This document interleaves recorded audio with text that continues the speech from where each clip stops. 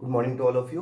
Last lecture में हमने helical compression spring से रिलेटेड डिज़ाइन प्रोसेस और कुछ न्यूमेरिकल्स किए थे। आज हम उसी को कंटिन्यू करेंगे और कुछ और न्यूमेरिकल्स देखेंगे।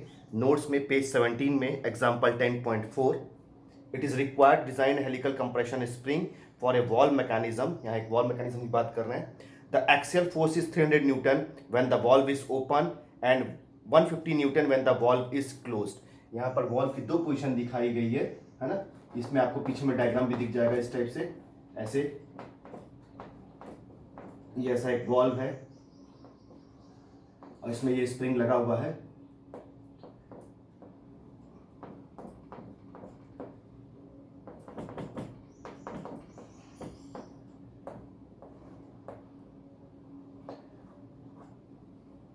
तो ये वॉल्व ओपन है, ये ओपन की पोजीशन है, ये है ना, आपको दिख रही होगी। वैसे अगर ये वॉल्व क्लोज रहेगा तो ये यहीं पर रहेगा वॉल्व ऐसा, और ये स्प्रिंग यहाँ लगा रहेगा ऐसे। तो ये दो पोजीशन आपको मिली हुई है। अब यहाँ पर बोल रहे थे axial force is 300 newton when the valve is open. जब वॉल्व ओपन हो जाएगा तो ये 300 न्यूटन का फोर्स लगेगा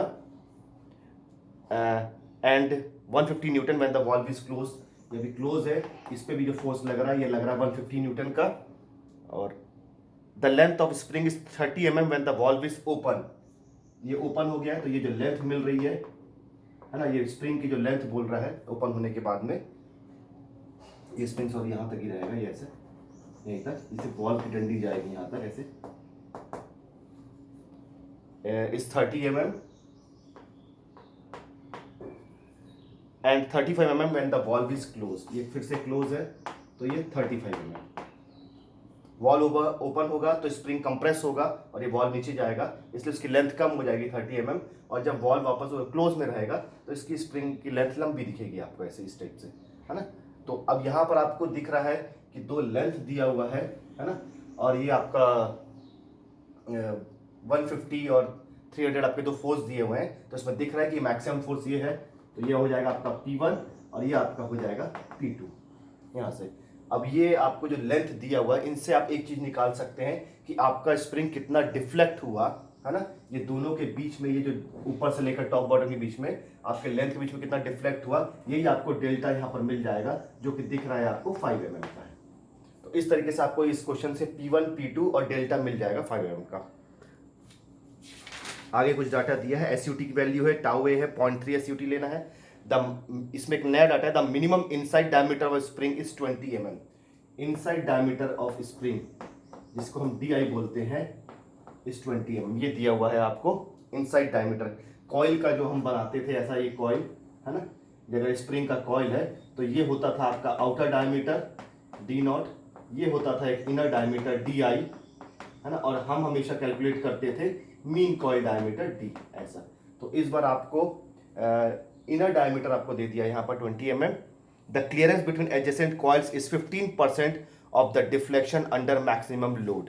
यहाँ पर ये भी है, ये गैप निकालने में काम आएगा। जो आप टोटल एक्सियल गैप निकालते थे, है ना, उस एक्सियल गैप को लिया है कि 15% आपको बोला है ना, of deflection under maximum load. Maximum load मतलब आपके P1 से जो आता है डिफ्लेक्शन, और उसी को हम बोलते हैं डेल्टा वन, मतलब 15% ऑफ डेल्टा वन होगा। मैक्सिमम लोड आपका P1 है तो P1 से जो डिफ्लेक्शन आएगा उसको हम डेल्टा वन बोलते हैं। तो 15% डेल्टा वन आप निकाल देंगे तो टोटल एक्सियल गैप मिल जाएगा। अब आपको इसमें कुछ चीज़ें निकालने बोला है, small D, capital D, N, N T, L F और पी। यही बेसिक चीज़ हम निकालते थे। तो उसमें सबसे पहले वायर डायमीटर आपको निकालना है। तो वायर डायमीटर के लिए आपको जो इक्वेशन चाहिए, टाउ ए जो 0.3 एसयूटी दिया है, ये आ जाएगा आपका 411। और यहाँ पर C की वैल्यू नहीं है तो यहाँ पर हम एज्यूम कर सकते हैं ये वॉल्व स्प्रिंग है, तो लेट C इक्वल्स टू आप ले लेंगे 5। यहाँ पर वॉल्व स्प्रिंग के लिए 5, 6 या 8 के बीच में कोई भी आप वेरी कर सकते हैं, है ना। पर वॉल्व स्प्रिंग के लिए कहीं लिखा हुआ था आपके नोट्स में कि 5 लेना है, तो हमने 5 ले दिया है। इससे हमको K की वैल्यू मिल जाएगी, कैपिटल K जो आ रहा है आपका 1.3105।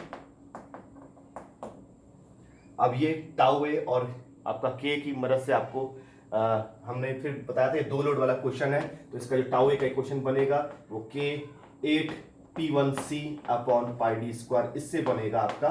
यहाँ पर मैक्सिमम लोड के बेसिस पर वायर डायमीटर निकालेंगे। ये स्मॉल डी की वैल्यू यहाँ पर आ जाएगी 3.49, जिसको हम राउंड फिगर में हम ले लेंगे 4 mm। अब सेकंड स्टेप में हम कैपिटल डी निकालते थे, तो आपको ध्यान होगा हम कैपिटल डी यूज करते थे सी इंटू डी से हमेशा निकालते थे, है ना, जो आपका spring index into wire diameter. लेकिन यहाँ पर ऐसा नहीं करेंगे, है ना, क्योंकि यहाँ पर आपको एक नया डाटा दिया हुआ है, inside diameter of the spring, ये दिया हुआ है आपको। अब अगर इस डायग्राम को आप देखें तो इनसाइड डायमीटर आपको दिखेगा और मीन कॉइल डायमीटर के बीच में एक रिलेशन दिखेगा, आपको यहाँ पर दिख रहा होगा कि इनर डायमीटर ये मीन कॉइल डायमीटर के बीच में ये हाफ ऑफ डी है, ये टोटल आपका स्मॉल डी होता है वायर डायमीटर, ये है ना। तो यहाँ पर ये d/2 और ये d/2 है ना, तो ये d हो जाता है, मतलब हम इसको ऐसा लिख सकते हैं d equals to di plus d, ऐसा लिख सकते हैं। यहाँ पर ये डायग्राम से दिख रहा है, और यहाँ पर di आपको दिया हुआ है 20 mm और d आपने रख लिया है 4, तो ये कैपिटल D की वैल्यू हो जाएगी 24 mm। तो ये ध्यान रखेंगे आपको कि यहाँ पर di दिया है, इसलिए हमको d इस तरीके से निकालना पड़ रहा है। लेकिन यहाँ पर एक और चेंज आएगा आपका कि आपका c का वैल्यू चेंज हो जाएगा, है ना। तो यहाँ पर c होता है आपका capital D by small d, तो ये आपको c की वैल्यू निकालना है, तो c आपका आ जाता है, ये 24/4 करेंगे तो c की वैल्यू आ जाती है 6। अब अगर c की वैल्यू चेंज हो गई है तो इसका मतलब k भी चेंज हो जाएगा, और अगर P1 को रख के आप एक बार स्ट्रेस चेक कर सकते हैं, क्योंकि आपका जो परमिसिबल स्ट्रेस था आपने इतना रखा था 411 जो 0.3 SUT से आया था, तो इसको चेक कर लेंगे वापस इसी में रख के टाउ ए की वैल्यू, k आप निकाल लेंगे। अब c की वैल्यू 6 रखने से k आता है 1.2525, ऐसा कुछ आता है k जी, और उसके बाद फिर 8, फिर P1 वही रखेंगे, c की वैल्यू आप 6 रखेंगे और पाई d 4 को रखेंगे, तो ये टाउ आप चेक करके देखेंगे, ये टाउ की वैल्यू चेक करेंगे, इंड्यूस स्ट्रेस है ये, तो ये 358.81 आता है, जो कि आपका अलाउएबल टाउ ए से, है ना, कम है। तो इसका मतलब हमारा जो डायमेंशंस निकले हैं स्मॉल डी और कैपिटल डी वो पूरे सेफ हैं। इसके बाद थर्ड स्टेप में हम आ जाते हैं, जिसमें हमको निकालना नंबर ऑफ एक्टिव कॉइल्स। दो लोड के केस में मैंने आपको बताया था कि 8 इक्वल्स टू आता है आपका 8 P1 माइनस P2, है ना, d³ अपॉन GD⁴ आता है ना, इसको आप सी के टर्म्स में भी लिख सकते हैं। अब यहाँ पर जो डेल्टा है मैंने आपको पहले बता दिया कि लेंथ ऑफ स्प्रिंग को आपस में आप माइनस कर देंगे तो डेल्टा आपको 5 मिल जाएगा, इसको रखेंगे, आपका n की वैल्यू आएगी 6.28, जो राउंड फिगर में हम लेंगे 7 कॉइल्स। फोर्थ में आपको निकालना है NT, और हमको पता है कि NT हमेशा होता है कि assuming square and ground ends, तो NT की वैल्यू आपको हो जाएगी, फिर से आपको मिल जाएगी, है ना, n+2, मतलब ये आ जाएगा आपका 9 कॉइल्स। फिफ्थ स्टेप में आपको फिर से निकालने बोल रहा है फ्री लेंथ, जो कि होता है solid length plus total axial gap plus actual deflection होता है। तो आप सबसे पहले सॉलिड लेंथ निकाल लीजिए, जो होता है NT इंटू डी, मतलब 9 इंटू 4, ये आता है आपका 36 mm, है ना। और टोटल गैप के लिए आपको डिफ्लेक्शन की जरूरत पड़ेगी, तो आप Δ1 निकाल लेंगे। आप P1 का यूज करते हुए यही फॉर्मूले में आप बस P1 रखेंगे, 8 P1 d³ upon GD⁴ use करेंगे आप ये वाला, तो आपको एक्चुअल डिफ्लेक्शन मिल जाएगा। जो एक्चुअल डिफ्लेक्शन आ रहा है वो आ रहा है 11.15 mm, ठीक है, ये एक्चुअल डिफ्लेक्शन है आपका, है ना। अब इसके बाद आप टोटल गैप निकाल सकते हैं ये क्वेश्चन का यूज करके कि 15% ऑफ Δ1, ये Δ1 का 15% मतलब इंटू 0.15 इसमें मल्टीप्लाई करेंगे तो ये आएगा आपका 1.67 mm, और ये तीनों को ऐड कर देंगे तो आपका फ्री लेंथ की वैल्यू आ जाती है 48.82, इसको हम राउंड फिगर में 50 mm ले सकते हैं, ये आ जाता है इस तरीके से आपका free length. Last 6th step में आपको मिला है पिच ऑफ द कॉइल, और पिच फिर से होता है LF अपॉन NT-1, और इसको आप सॉल्व करेंगे तो आपको ये पिच देगा 6.25 मिलीमीटर। तो इस तरीके से थोड़ा थोड़ा वेरिएशन कुछ जगह रहता है जिसको आपको ध्यान रखना है ना, तो इस तरीके से सॉल्व हो जाता है। नेक्स्ट आपको दिया हुआ है ये हेलिकल एक्सटेंशन स्प्रिंग, ध्यान रखेंगे एक्सटेंशन स्प्रिंग है, is used in spring balance, है ना। The weight attached is 1500 newton, यहाँ पर वेट आपको दिया है, स्प्रिंग बैलेंस है, और स्प्रिंग बैलेंस में हम जानते हैं हमेशा एक एक्सटेंशन स्प्रिंग यूज होता है, और ये वेट आपका वही लोड है ना, और ये एक ही लोड आपको दिख रहा है यहाँ पर, ये है 1500 mm, तो P इक्वल्स टू आ जाएगा आपका 1500 and the length of scale is approximately 100 mm। जो स्केल का जो लेंथ है उसमें हमेशा एक स्केल रहता है, उसकी लंबाई आपका 100 mm है। मतलब जब ये मैक्सिमम लोड डालेंगे तो ये पूरा स्केल 100 mm का आएगा, और यही चीज आपको मिल रही है जो आपको डिफ्लेक्शन दिखा रहा है वो है 100 mm का। और सी की वैल्यू यहां दिया है 6 है, SUT आपको मिला हुआ है 1360, और टाउ ए की वैल्यू लेने बोला है 0.5 SUT।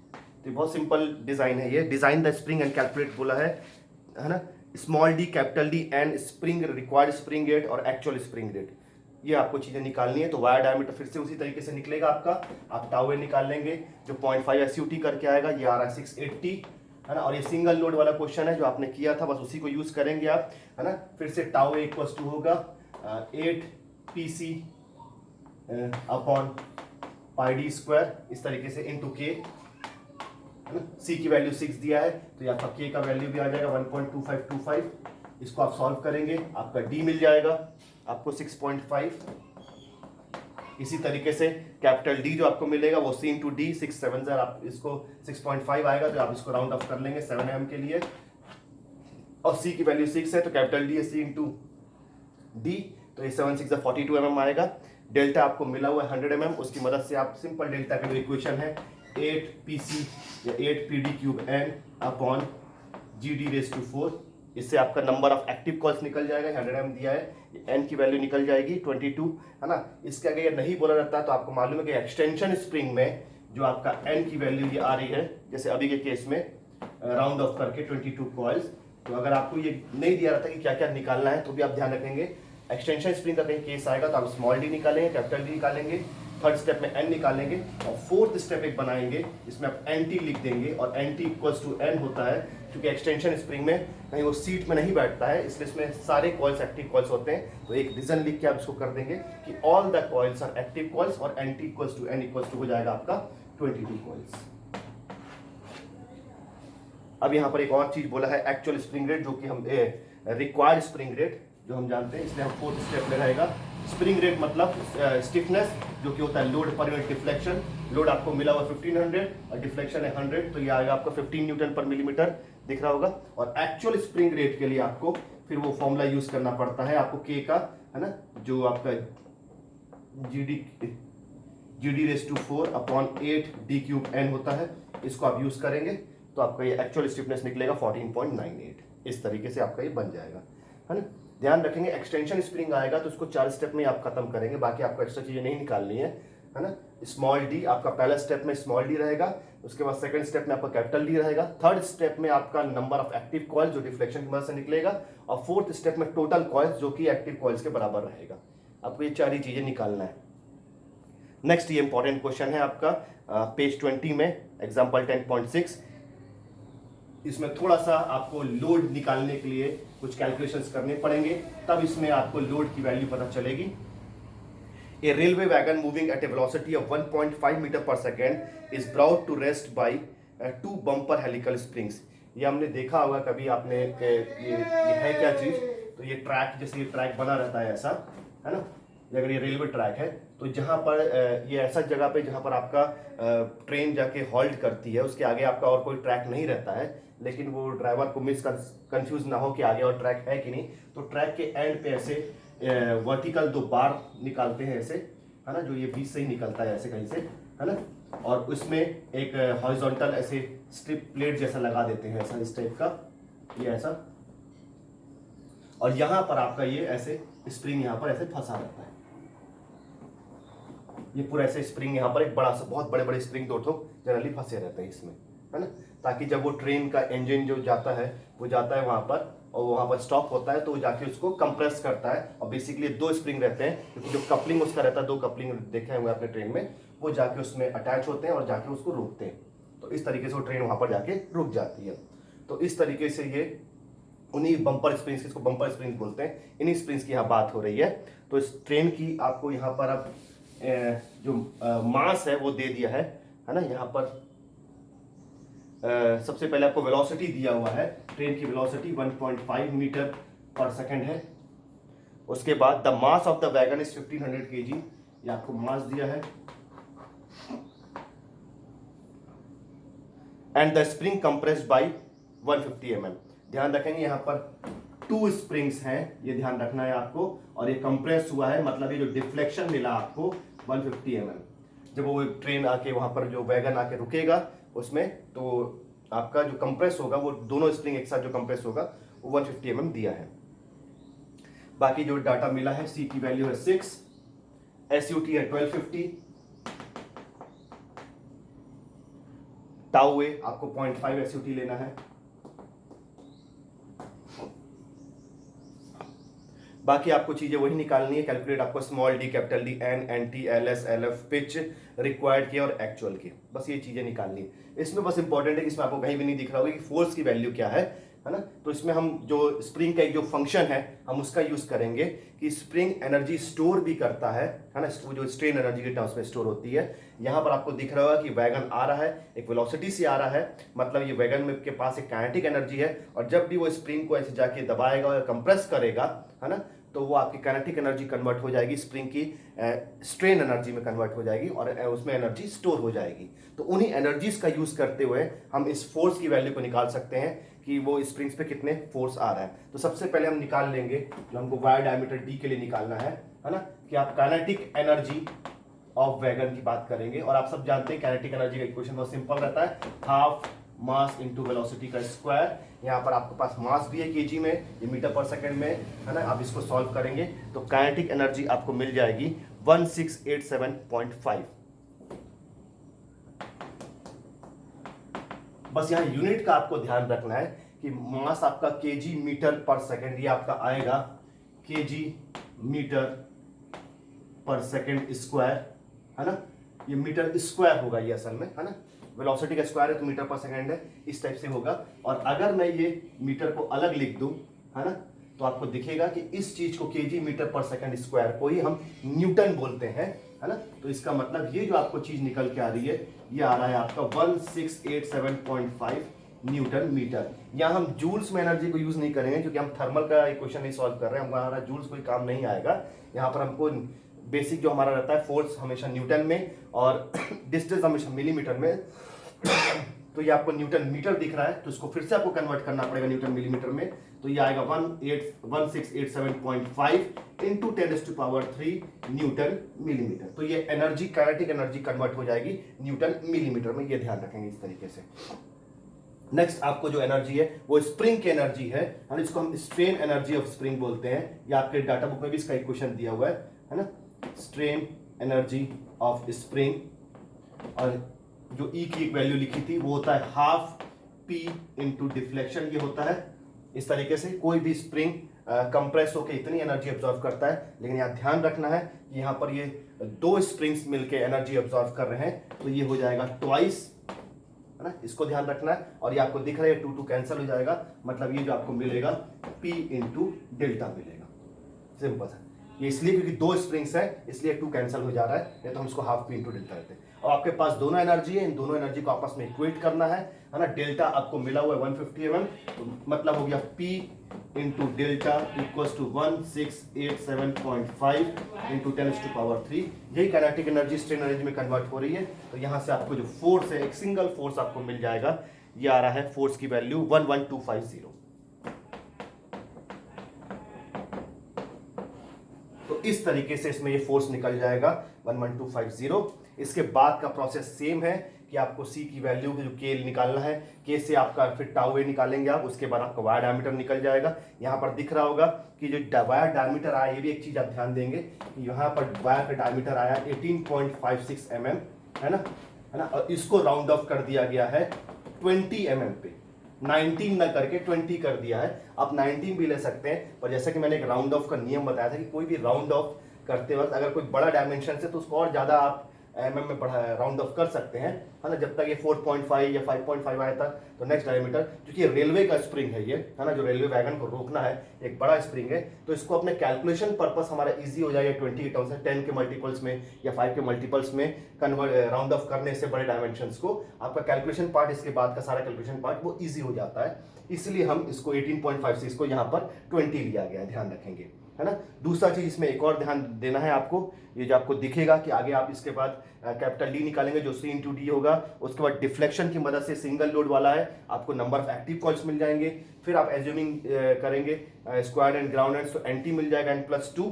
उसके बाद जब हम फ्री लेंथ में आएंगे तो जो आपका टोटल गैप है उसमें वहां ध्यान रखेंगे, है ना। जो टोटल एक्सियल गैप हम बोलते थे, जो हम लेके चलते थे NT-1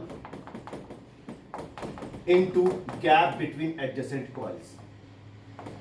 तो मैंने आपको बताया था कि मैक्सिमम केस में ये NT-1 इंटू ये गैप लेते हैं, ये जनरली 1 mm ही लेते हैं, जहां पर आपके मीडियम साइज के या आपके इंडस्ट्रियल स्प्रिंग्स की बात होती है यहाँ पर। लेकिन खासकर पे जहाँ पर आप एलिवेटर्स देखते हैं लिफ्ट में और आपके रेलवे की स्प्रिंग्स की नहीं बात आती है, बहुत बड़े बड़े स्प्रिंग्स होते हैं, है ना।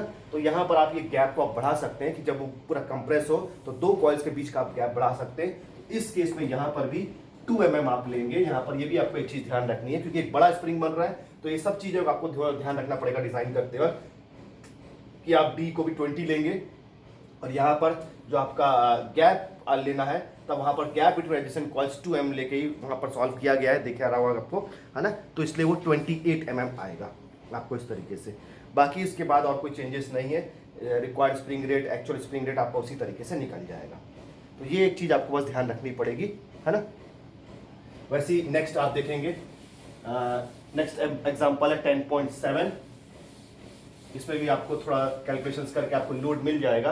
ये दिया हुआ है, सिंगल प्लेट क्लच की बात हो रही है, जो क्लच में स्प्रिंग्स लगा हुआ है ना, कंसिस्ट ऑफ 8 स्प्रिंग्स। यहाँ टोटल 8 स्प्रिंग्स लगे हुए हैं, exerting N axial thrust of 2400 Newton. वो पूरे 8 स्प्रिंग्स मिलके जो क्लच को दबा के रखे हुए हैं, दो जार उसका आपका जो सिंगल प्लेट क्लच होगा, है ना, उसको जो डिस्क चिपका रहता है आपस में, ये टोटल फोर्स आपको जो एक्सियल फोर्स मिल रहा है वो 2400 न्यूटन का मिल रहा है। लेकिन ध्यान रखेंगे, हम जब स्प्रिंग डिजाइन करते हैं तो हम एक सिंगल स्प्रिंग को डिजाइन करते हैं। इसका मतलब जो हमको जो फोर्स मिलेगा, फोर्स ऑन ईच स्प्रिंग, वो 2400 total axial force divide by number of springs हो जाएगा, मतलब 8, मतलब ये जो P आपको मिलेगा ये आपको मिलेगा 300 न्यूटन का। यहाँ पर आपको सॉल्व में दिख जाएगा इस तरीके से, ये 300 न्यूटन का आपको मिला हुआ है। इसके बाद का जो प्रोसेस है ना, each spring is compressed by approximately 15 mm, ये अप्रॉक्सीमेट डिफ्लेक्शन दिया हुआ है 15 mm का। C की वैल्यू है 8, SUT मिला है 1390 और टाउ ए भी आपको लेने बोला है 1.3 SUT। और आपको जो चीज़ें निकालने बोला है, 9 चीज़ें कैलकुलेट करने बोला है, इजिली कैलकुलेट कर लेंगे। बस ये जो P है सिंगल लोड क्वेश्चन है, सिंगल लोड बहुत इजिली सॉल्व होता है, इसको आप इजिली सॉल्व कर लेंगे। नेक्स्ट आपको दिखेगा एग्जाम्पल 10.8, है ना। ये एक इंपॉर्टेंट क्वेश्चन है ये भी, है ना। इसमें एक सेफ्टी, इसमें एक डायग्राम भी बना हुआ है सेफ्टी वॉल्व करके, है ना। वो डायग्राम मैं पहले बना लेता हूँ। उसमें एक एक्सटेंशन स्प्रिंग लगा हुआ है, आपको दिख रहा होगा, इस टाइप का ये डायग्राम है। यहाँ इसका एक फलक्रम है और यहाँ ये पिवोटेड है, ये एक जगह पे, इसके एंड पे एक स्प्रिंग लगा है जो कनेक्ट है, ये हेलिकल एक्सटेंशन स्प्रिंग है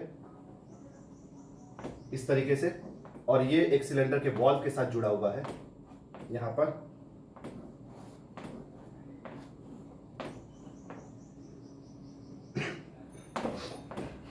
और जिस टाइप का ये डायग्राम है, इसमें आपको दिखेगा कि ये वॉल्व ऊपर की तरफ उठेगा, है ना, तो ये आपका सिलेंडर से प्रेशर रिलीज हो जाएगा, ये ऊपर ही उठ के काम करेगा। अब यहाँ पर आपको दिख रहा होगा कि फलक्रम, इसके जो दोनों डिस्टेंस दिए हुए हैं आपको, ये एक है 75 और एक दूसरा वाला है 150। और इसका अगर वर्किंग प्रोसेस देखें हम, तो जैसे जैसे आपका सिलेंडर में प्रेशर बढ़ेगा, ये वॉल्व अगर ऊपर उठेगा, मतलब ये वाला पोर्शन ऊपर जाएगा, तो ये पिवोट के कारण ये पोर्शन नीचे आएगा, मतलब ये एक्सटेंशन स्प्रिंग खींच के काम करेगा। ये हुक से दोनों एंड्स पे बंधा हुआ है, इस तरीके से क्वेश्चन है। अब इसमें जो चीजें दी हुई है, a safety valve is operated by helical tension spring as shown below. The diameter of valve is 50 mm। यहां पर वॉल्व का डायमीटर दिया हुआ है, ये आपको है 50 mm, है ना। और when pressure is 0.5 Newton per millimetre square the valve is closed. मैं जैसे बता रहा हूं कि प्रेशर जब आपका है तो ये प्रेशर बढ़ेगा तो ये वॉल्व खुलेगा, तो प्रेशर बता रहा है 0.5 है तो वॉल्व बंद है। इसका मतलब ये जो प्रेशर है ये एक आपका मिनिमम प्रेशर है ना, जिसमें आपका वॉल्व बंद रहेगा, 0.5 न्यूटन पर मिलीमीटर स्क्वायर है। उसके बाद दिया है and the pressure increases and the when pressure increases to 0.6 newton per millimetre square the valve is open. तो ये आपको मैक्सिमम प्रेशर ही मिला हुआ है जिसमें आपका ये वॉल्व खुल जाएगा, ये 0.6 newton per millimetre square. The maximum valve lift is 5 mm। यहां पर वॉल्व का जो लिफ्ट है, ये वॉल्व कितना उठेगा ये भी आपको दिया हुआ है, इसको मैं वॉल्व लिफ्ट लिख दे रहा हूं यहां पर, ये आपको दिया हुआ है 5 mm। और सी की वैल्यू है 8 जैसा आपको मिला रहता है ना। एसयूटी भी आपको मिला हुआ है 1200 है, और टाउ आपको लेना है 0.3 एसयूटी। इसमें आपको सिर्फ 3 चीज निकालनी है, wire diameter, mean coil diameter और नंबर ऑफ एक्टिव कॉइल्स। जैसा कि किसी भी कंप्रेशन एक्सटेंशन स्प्रिंग में आपको ये 3-4 डाटा ही निकालने दिया जाता है, तो वही निकालना है। अब यहाँ पर जो ध्यान देने वाली बात है कि हमको स्प्रिंग डिजाइन में हमेशा जरूरत पड़ती है, जो पहला स्टेप हम वायर डायमीटर निकालेंगे, हमको फोर्स की जरूरत पड़ती है, स्प्रिंग पे लगने वाले फोर्स की जरूरत पड़ती है। तो अब आपको दिख रहा होगा कि आपको जितना भी डाटा गिवन है वो वॉल्व का डाटा गिवन है, आपको स्प्रिंग का कोई भी डाटा गिवन नहीं है। आपको वॉल्व का डायमीटर मालूम है, आपको वॉल्व पे लगने वाले प्रेशर्स मालूम है, आपको वॉल्व का लिफ्ट मालूम है, लेकिन आपको कोई भी डाटा स्प्रिंग का पता नहीं है। और स्प्रिंग डिजाइन करते हैं आपको स्प्रिंग का डाटा चाहिए, इसलिए हमको सबसे पहले इसको आपको रिलेशन देना, क्योंकि स्प्रिंग डिजाइन करना तो स्प्रिंग का फोर्स पता करना पड़ेगा। अब यहां पर मैं अगर इसको डायग्राम को बनाऊं तो यहां पर आपको दिख रहा है कि ये वॉल्व ऊपर की तरफ जा रहा है, तो मैं ले लेता हूं लेट पीवी, ये होता है फोर्स ऑन द वॉल्व, और इसको मैं यहां पर लेता हूं पीएस, ये स्प्रिंग नीचे की तरफ आएगा, तो ये आपका हो गया स्प्रिंग फोर्स, है ना। तो ये दोनों फोर्स के बीच में मेरे को सबसे पहले रिलेशन बनाना है ना। तो यहां पर दिख रहा होगा कि एक पिवोट है और ये दो फोर्स है, दोनों अपोजिट डायरेक्शन में, तो एक मूवमेंट बन रहा है, आपको दिख रहा है यहां पर, है ना, कि पीवी और पीएस के बीच में एक मोमेंट बन रहा है। इस मोमेंट को अगर हम कैलकुलेट करें तो PV into 75 equals to PS into 150। तो मेरे को यहां से पीएस की वैल्यू मिल जाएगी जो कि होगी 75/150 इंटू पीवी। इसका मतलब इसको मैं बोल सकता हूं कि ये हो जाएगा PV/2। इससे समझ में एक चीज आती है कि जो स्प्रिंग का फोर्स है वो वॉल्व के फोर्स को हाफ कर देंगे तो आपको स्प्रिंग का फोर्स मिल जाएगा। मतलब वॉल्व पे जितने भी फोर्स आ रहे हैं उसको अगर हाफ कर दो तो आपको स्प्रिंग का फोर्स पता चल जाएगा। अब हमको ये देखना है कि वॉल्व पे फोर्स कितने आ रहे हैं। तो एक रिलेशन तो आपको मिल गया कि पीएस और पीवी के बीच में क्या रिलेशन है ना। अब आपको निकालना है कि वॉल्व पे कौन कौन से फोर्स है। तो यहां पर दिख रहा है वॉल्व पे दो प्रेशर दिए हुए हैं आपको, एक मिनिमम प्रेशर और एक मैक्सिमम प्रेशर। और जहां कहीं भी मिनिमम और मैक्सिमम प्रेशर रहता है तो इसका मतलब जो लोड भी आएगा वो दो लोड आएगा, एक मिनिमम लोड और एक मैक्सिमम लोड। और मिनिमम लोड को हम डिनोट करते हैं P2 से, मैक्सिमम लोड को हम डिनोट करते हैं P1 से। तो बस उसी का यूज करते हुए आप पहले वॉल्व के फोर्सेस निकालेंगे। जैसे मिनिमम प्रेशर अगर मैं यूज करूं तो ये प्रेशर है जिसका आता है लोड पर यूनिट एरिया, तो मतलब ये आएगा आपका PV। मिनिमम प्रेशर है तो मैं PV2 लिखूंगा इसको, है ना, अपॉन π/4। डायमीटर ऑफ वॉल जो कि 50 है, ये 50 का स्क्वायर आएगा इस तरीके से। तो मिनिमम प्रेशर 0.5 को यूज करूंगा तो वॉल्व पे मिनिमम फोर्स आएगा, इसलिए मैं पूरा नोटेशन लिखा हूं। मिनिमम फोर्स ऑन वॉल होगा PV2, ये नोटेशन आप ध्यान रखेंगे, है ना। तो यहां से आपको ये PV2 मैं इसको यहां लिख दे रहा हूं। PV2 की वैल्यू अगर आप इसको सॉल्व करेंगे, ये जैसे मेरा आ रहा है PV2 981.75, और उसी तरीके से मैक्सिमम प्रेशर में आप PV1 रख देंगे, आपका डायमीटर एरिया आपका वही रहेगा π/4 50 स्क्वायर। तो यहां से आपको PV1 भी मिल जाएगा, वॉल पे लगने वाला मैक्सिमम फोर्स जो कि आ रहा है 1178.1। तो इस तरीके से वॉल पे लगने वाले आप दिख रहे हैं कि दो प्रेशर के कारण दो फोर्स है। इसका मतलब स्प्रिंग पे भी दो फोर्स आएंगे। जो आपका रिलेशन है, आपने एक जनरल रिलेशन बनाया हुआ है, उसी को आप यूज करेंगे। तो आपको स्प्रिंग पे, इसको मैं अगर बोल सकता हूं PS1 जो कि हो जाएगा PV1/2। तो ये PV1 है 1178.1, इसको अगर हाफ करेंगे तो आपको PS1 मिल रहा है 589.05। और अगर ये कंफ्यूजन लग रहा है आपको कि बहुत सारा S1 V1 ऐसा दिख रहा है, तो आप ये आपको मालूम है कि आपका बस P1 P2 की जरूरत है, इसी को आप बोल देंगे ये आपका है P1। ये P1 लोड है, मैक्सिमम लोड को हम P1 बोलते हैं। यहां पर हम इसलिए इसको अलग अलग नोटेशन लिख रहे थे क्योंकि आपको स्प्रिंग और वॉल के बीच में फोर्सेस अलग दिखा रहा था। अब एक बार जब निकल गया तो इसको आप फाइनली P1 रख सकते हैं। वैसे ही जो आपका PS2 है ये PV2/2 बनेगा, और जो कि आपका फाइनली वो बन जाएगा P2, और इसकी वैल्यू आपको आ रही है 490.87। ये आपका बन जाएगा P2। तो इस तरीके से आपको ये दो लोड मिल जाएगा P1 और P2। है ना, जिसको आपको सॉल्व करना है। अब आपका वायर डायमीटर निकालने के लिए आपको के निकालना है, जो कि आपको 8 दिया हुआ है, तो के की वैल्यू आ रही है 1.184।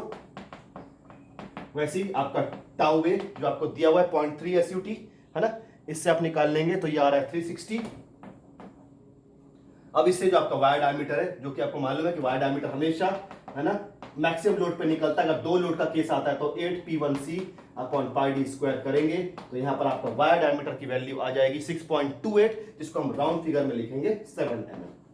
फिर से आपके पास सेकंड स्टेप में आपका कैपिटल डी है, जो होता है C इंटू डी, तो 7 8 आपका आता है 56, ये आपका आ गया कैपिटल डी। और थर्ड स्टेप में आपको निकालने बोला नंबर ऑफ एक्टिव कॉइल्स, है ना, जो कि आपका डिफ्लेक्शन के इक्वेशन से निकलता है। वो आता है डिफ्लेक्शन आपका, अगर 2 लोड का केस होता है तो 8P1 minus P2 D cube N upon G D raise to 4। इस तरीके से होता है आपका डिफ्लेक्शन। अब यहां पर फिर से आपको गौर करना है कि डिफ्लेक्शन क्या है। मैंने बताया था कि ये वॉल्व लिफ्ट आपको दिया हुआ है, ये डिफ्लेक्शन नहीं है। कुछ कंफ्यूजन में कहीं आप इसको 5 को डिफ्लेक्शन नहीं ले लेंगे, क्योंकि ये वॉल्व का जो लिफ्ट है, वॉल्व कितना उठेगा वो आपको दिया हुआ है ना। स्प्रिंग का आपको डिफ्लेक्शन चाहिए। तो अगर मैं इन डायग्राम्स को बनाऊं फिर से, है ना, तो आपको दिखेगा कि ये वॉल्व मान लीजिए उठ के इधर आ जाता है इस पॉइंट पे, तो ये आपका स्प्रिंग आपका इधर आएगा नीचे इस पॉइंट पे। और अगर इसको आप लाइन से जोड़ोगे ऐसे, तो ये आपको कुछ ऐसा एक ट्राइंगल दिखेगा, दिख रहा होगा आपको। तो आपको ये वॉल्व का नया पोजीशन जो उठेगा, ये आपको दिया हुआ है, ये है 5 mm, और ये आपको चाहिए डिफ्लेक्शन यहाँ पर। तो ये दिख रहा है आपको एक सिमिलर ट्राइंगल बन रहा है यहाँ पर, जिसमें आपका परपेंडिकुलर बाय परपेंडिकुलर करेंगे, है ना, या फिर डेल्टा बाय 5 लिखेंगे, है ना, परपेंडिकुलर बाय परपेंडिकुलर, है ना, और वैसे उसका बेस 150 बाय 75। इसको करेंगे तो दिख जाएगा, ये आ जाएगा आपका 2, है ना, और 5 2 डेल्टा की वैल्यू आपको मिलेगी 10 mm। तो मतलब अगर वॉल्व 5 mm उठेगा तो स्प्रिंग में डिफ्लेक्शन आएगा 10 mm का। उसी को आपको यूज करना है यहाँ पर। ये 10 रख के इसको आप निकालेंगे। आपके पास P1 P2 है, आपके पास कैपिटल डी, आपके पास G है जो 8137, तो आपका स्मॉल डी है। आप N की वैल्यू निकाल लेंगे, जो कि आएगा 14.16 कॉइल्स, मतलब राउंड फिगर में हम इसको बोल सकते हैं 15 कॉइल्स। आपको दिख रहा होगा। वैसे ही आपको एक नेक्स्ट क्वेश्चन दिखेगा सेफ्टी वॉल्व का, है ना, 50 mm डायमीटर का है, ब्लो ऑफ एट 1.5 मेगापास्कल, है ना। तो ये आपको एक दिया हुआ है। इसको अगर आप सॉल्व करेंगे तो इसमें बस आप लोड बस देख लीजिए, बाकी आपको सॉल्व करने में कोई दिक्कत नहीं होगा।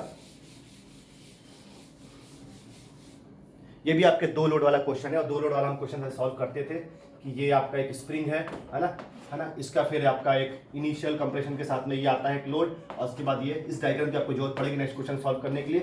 यहाँ पर आता है आपका P2, है ना, ये आपका रहता है P1, और ये आपके टॉप लाइन से ये आपको मिल जाता है डेल्टा 2, है ना, और ये टॉप से बॉटम तक मिल जाता है आपका डेल्टा 1। P1 के फोर्स से आपको डेल्टा 1 मिलता है, और ये दोनों के बीच में जो रहता है ये रहता है आपका डेल्टा, है ना। अब इसी में दिया a safety valve 50 in diameter is to blow off at 1.5 megapascal. ये आपको इनिशियल लोड दिया है ना, और इनिशियल आपका प्रेशर से आपको इनिशियल लोड P2 की वैल्यू निकल जाएगी। It is kept in seat by helical compression spring with an initial compression of 25 mm। यहाँ पर इनिशियल कंप्रेशन की बात कर रहे हैं कि इनिशियली जो उसको दबा के रखता है वो डेल्टा 2 होता है। ये आपको डेल्टा 2 की वैल्यू दी हुई है 25 mm, ये ध्यान रखेंगे, है ना।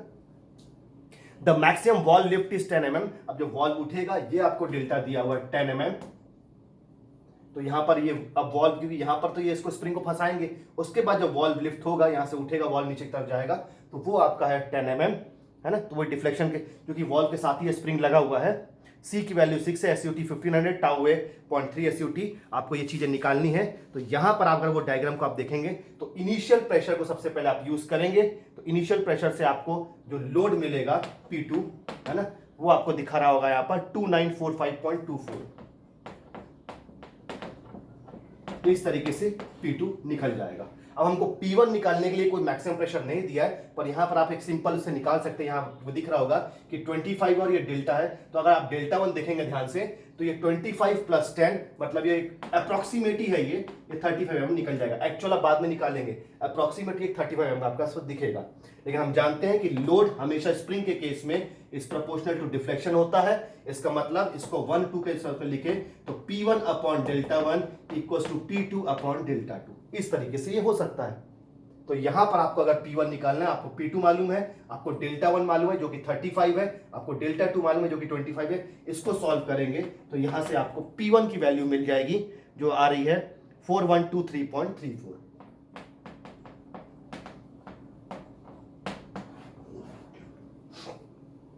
तो इस तरीके से इसके दोनों लोड निकल जाते हैं और इसके बाद का जो प्रोसेस है वो वायर डायमीटर्स और सारे चीज निकालना वो बिल्कुल सेम टू सेम है, वो आपको फॉलो थ्रू कर लेंगे, है ना। एक्चुअल डिफ्लेक्शन जब निकालेंगे वहां पर, जब वो आपका LF निकालने में जरूरत पड़ेगी एक्चुअल डिफ्लेक्शन के लिए, वहां बस ध्यान रखेंगे आप डेल्टा 1 जो निकला था ये आपका अप्रॉक्सीमेट निकला था, एक्चुअल जो डिफ्लेक्शन होता है वो आपका P1 यूज करके ही मिलेगा, डेल्टा 1 8P1D³ अपॉन GD⁴, इसी से ही निकालेंगे, जो कि आप दिख रहा होगा वहां नोट्स में वो 37.53 आया है। तो ये है आपका एक्चुअल डिफ्लेक्शन आया है ना। ये सिर्फ इनिशियली आप P2 कैलकुलेट करने के लिए इसको 35 रख लेते हैं डायग्राम से, पर एक्चुअल निकालते वक्त आपको निकालना है, क्योंकि आप जो नंबर ऑफ अपने कॉइल्स निकाला होगा उसको आपने राउंड ऑफ कर दिया होगा तो थोड़ा सा डिफ्लेक्शन बढ़ेगा, है ना। तो इसी का ध्यान रखते हुए आपको इसको सॉल्व करना है। एक और 10.10 एक न्यूमेरिकल दिख रहा है आपको, है ना, यहाँ पर ये लास्ट न्यूमेरिकल है, यहाँ पर देखेंगे a helical compression spring has to absorb shock, यहाँ पर भी शॉक एब्जॉर्बर की बात आ रही है, तो यहाँ पर फिर से आपको वही डायग्राम की जरूरत पड़ेगी, है ना, ये आपको दिख रहा है।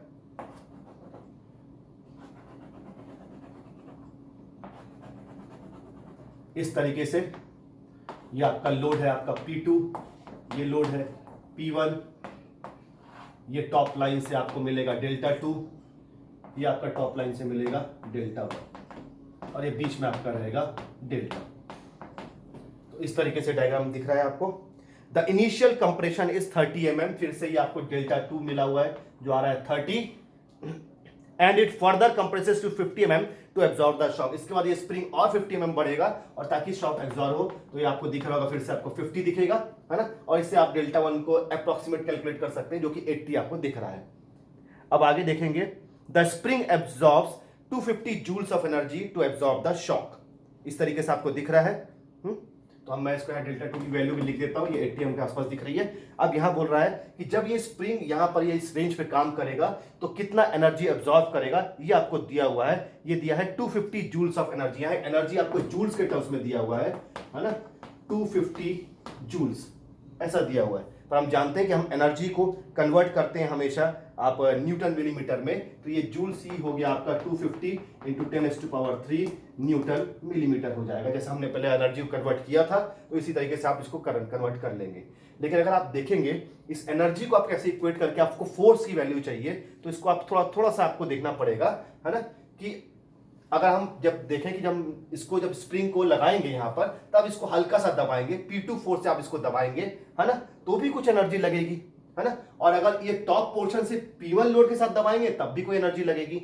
आपको इस रेंज की एनर्जी दी हुई है, मतलब P2 फोर्स से दबाने पर भी आपको एक एनर्जी लगती है और टॉप से P1 फोर्स से भी आपको एनर्जी लगती है। अगर ये तीन एनर्जी आपको यहाँ दिख रही है और जिस रेंज पे काम करना है वो एनर्जी तो आपको गिवन है, अगर ये तीनों एनर्जी को आप मिलाएंगे तो आप दिख रहा होगा कि ये बड़ी वाली एनर्जी और ये छोटी वाली एनर्जी, दोनों को आप अगर आप आपस में माइनस कर दे तो ये आपको एक बीच की एनर्जी मिल जाती है। तो बस उसी का यूज करना है आपको, इन एनर्जीज को इक्वेट करना है ना। तो मैं इसको ऐसा बोल सकता हूं कि एनर्जी, है ना, एब्जॉर्ब्ड ड्यूरिंग शॉक, मतलब ये बीच वाली एनर्जी, है ना, जो हमको मिली हुई है, इक्वल्स टू ये energy due to force P1 minus energy due to force P2। ये अपन ऐसे करेंगे तो हमारा आ जाएगा। अब ये हमको मालूम है ये क्या होता है, ये होता है आपका 250 इंटू 10⁻³ इक्वल्स टू P1 से आएगा half P1 delta 1 minus half P2 delta 2। अब इस इक्वेशन को अगर देखेंगे तो इसमें से आपको डेल्टा 1 पता है जो अप्रॉक्सीमेट 80 mm और डेल्टा 2 पता है जो आपको दिया हुआ है 30 mm, है ना। लेकिन हमको P1 और P2 नहीं है और यहाँ पर एक ही इक्वेशन बना है और इसमें दो अननोन दिख रहे हैं आपको, इसका मतलब एक और इक्वेशन की जरूरत पड़ेगी। तो इससे पहले जो हमने एक इक्वेशन यूज किया था कि P is proportional to deflection, that is P1 upon delta 1 equals to P2 upon delta 2।